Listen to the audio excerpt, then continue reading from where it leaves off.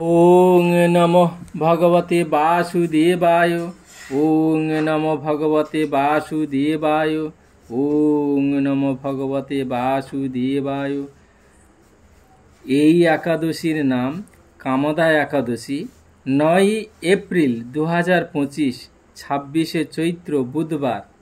এটাকে আবার পক্ষবর্ধিনী একাদশী বলে। এই একাদশীর পারণ সময় পরদিন বৃহস্পতিবার সকাল 5টা 21 থেকে সকাল 9টা 32 মিনিটের মধ্যে।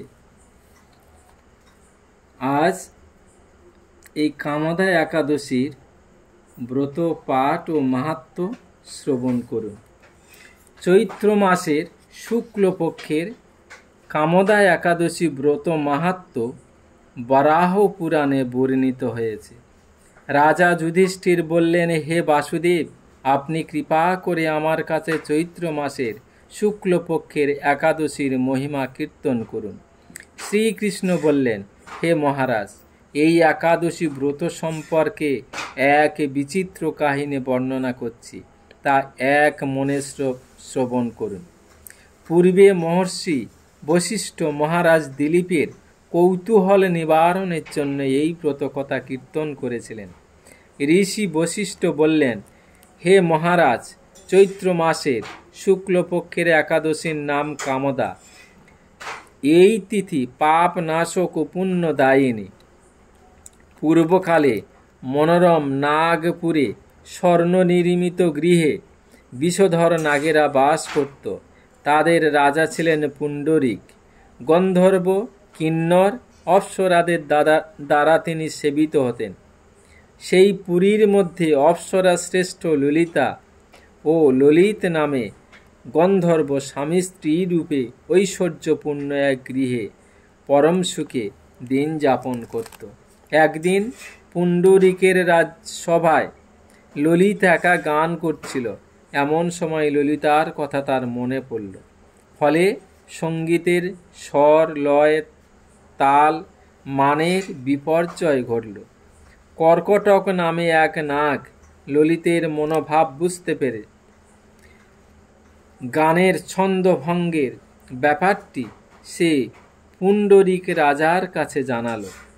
তা শুনে সর্পরাজ ক্রোধ ভরে কামাতুর ললিতকে, রে দুর্মতি, তুমি রাক্ষস হও বলে অভিশাপ প্রদান করল।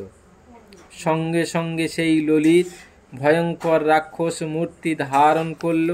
তার হাত 10 যোজন বিস্তৃত, মুখ পর্বত গুহা তুল্য, চোখ দুটি প্রজ্বলিত আগুনের মতো, ঊর্ধ্বে 8 যোজন বিস্তৃত প্রকাণ্ড এক শরীর সে লাভ করল।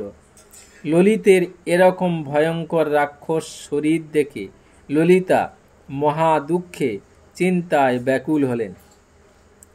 স্বেচ্ছাচারী রাক্ষস ললিত দুর্গম বনে ভ্রমণ করতে লাগলো। ললিতা কিন্তু তার সঙ্গ ত্যাগ করল না। ললিত নির্দয়ভাবে মানুষ ভক্ষণ করত। এই পাপের ফলে তার মনে বিন্দুমাত্র শান্তি ছিল না। পতির সেই দুরবস্থা দেখে ব্যথিত চিত্তে রোদন করতে করতে ললিতা গভীর বনে প্রবেশ করল। একদিন ললিতা বিন্ধ্য পর্বতে উপস্থিত হল। সেখানে ঋষ্যশৃঙ্গ মুনির আশ্রম দর্শন করে মুনির কাছে হাজির হল। তার চরণে প্রণাম করে সে দাঁড়িয়ে রইল। মুনিবর জিজ্ঞাসা করলেন, হে সুন্দরী, তুমি কে, কার কন্যা, কি কারণেই বা এই গভীর বনে এসেছ, তা সত্য করে বলো। তদুত্তরে ললিতা বলল, হে প্রভু, আমি বীরধন্যা গন্ধর্বের কন্যা। আমার নাম ললিতা। আমার পতির পিশাচত্ব দূর হয় এমন কোনো উপায় জানবার জন্য এখানে এসেছি। তখন ঋষি বললেন, চৈত্র মাসের শুক্লপক্ষের কামদা নামে যে একাদশী আছে, তুমি এই ব্রত যথাবিধি পালন করো। এই ব্রতের পুণ্যফল তোমার স্বামীকে অর্পণ করলে তৎক্ষণাৎ তার সমস্ত পাপ বিনষ্ট হবে। বশিষ্ঠ ঋষি বললেন, হে মহারাজ দিলীপ, মুনির কথা শুনে ললিতা আনন্দ সহকারে কামদা একাদশী পালন করল। তারপর ব্রাহ্মণ বাসুদেবের সামনে পতির উদ্ধারের জন্য আমি যে কামদা একাদশীর ব্রত পালন করেছি তার সমস্ত ফল আমার পতির উদ্দেশ্যে অর্পণ করলাম। এই পুণ্যের প্রভাবে তার পিশাচত্ব দূর হোক। এই কথা উচ্চারণ মাত্রই ললিত সাপ মুক্ত হয়ে দিব্য দেহ প্রাপ্ত হল। পুনরায় গন্ধর্ব দেহ লাভ করে ললিতার সাথে সে মিলিত হল। তারা বিমানে করে গন্ধর্ব লোকে গমন করল। হে মহারাজ দিলীপ, এই ব্রত যত্ন সহকারে সকলেরই পালন করা কর্তব্য। এই ব্রত ব্রহ্মহত্যা, পাপ বিনাশক এবং পিশাচত্ব মোচনকারী। এই ব্রত কথা শ্রদ্ধাপূর্বক পাঠ ও শ্রবণে বাজপেয় যজ্ঞের ফল লাভ হয়। ওং নমঃ ভগবতে বাসুদেবায়। ওং নমঃ ভগবতে বাসুদেবায়। ওং নমঃ ভগবতে বাসুদেবায়।